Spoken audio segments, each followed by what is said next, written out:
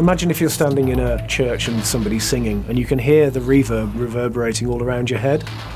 That's what you can do with Dolby Atmos in a club. It really feels like you're in the middle of the music.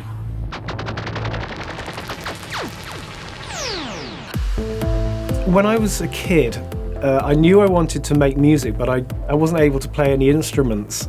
And then when I discovered house music, acid house in the late 80s when I was just leaving school, I knew that I'd be able to make music even though I wasn't like traditionally trained. I enjoy writing and producing music with the technology and the tools that I've got. I can just keep doing things again and again and again until I get it sounding as good as it sounds in my head.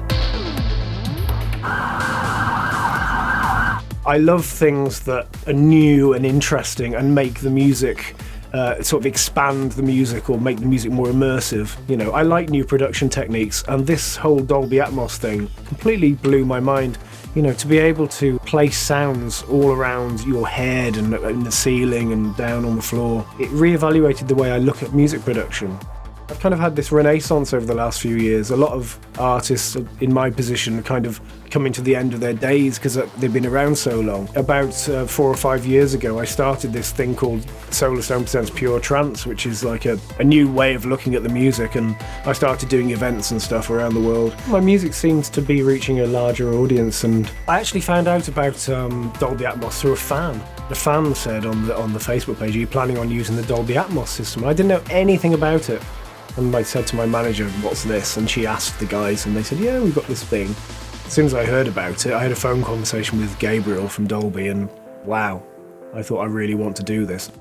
Trance music, that's my type of trance, lends itself perfectly to the Dolby Atmos thing because it's got so many layers and it's so, you know, beautiful and immersive, and there's so much space in there.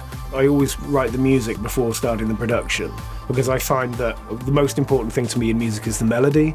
So I tend to develop the melody either in my head or on the piano or on the keyboard, and then once I've got that quite firm in my mind, then I'll start the production. As a producer, it's pretty mind-blowing to know that not only can you create any sound that you want, but you can put it anywhere in the room you want.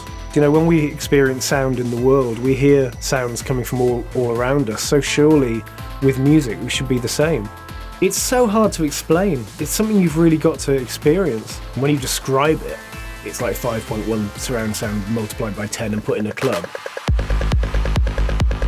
Since getting introduced to the whole Dolby Atmos thing, I've decided that I'm going to make a version of my new album in Dolby Atmos. The plan is to finish the tracks and make them sound great as normal, and then go back and rethink it for Dolby Atmos. When you're mixing in stereo, you can filter things and you can have things panning around, but you can only do so much. But when you listen to it in Dolby Atmos, you can filter a sound up and then you can make it spin around, and that draws your attention in.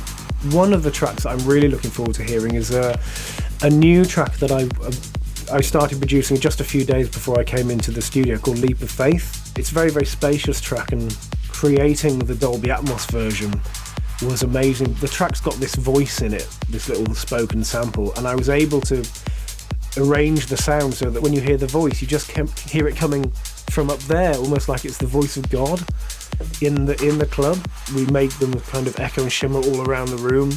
When I play that track, I'm going to leave the booth and go into the middle of the club, and I'm going to listen to it, because otherwise I won't get to experience it. I'm definitely going to do that for that track.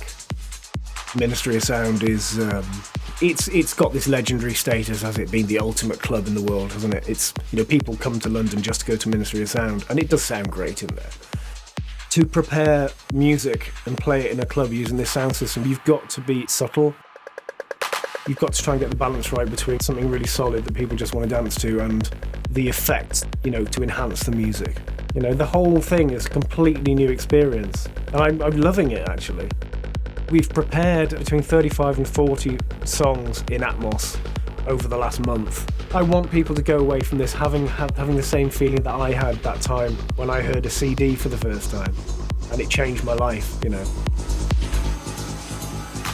I want people to have gone away from this event feeling that they'd attended something special. I want people to go away having had a new experience.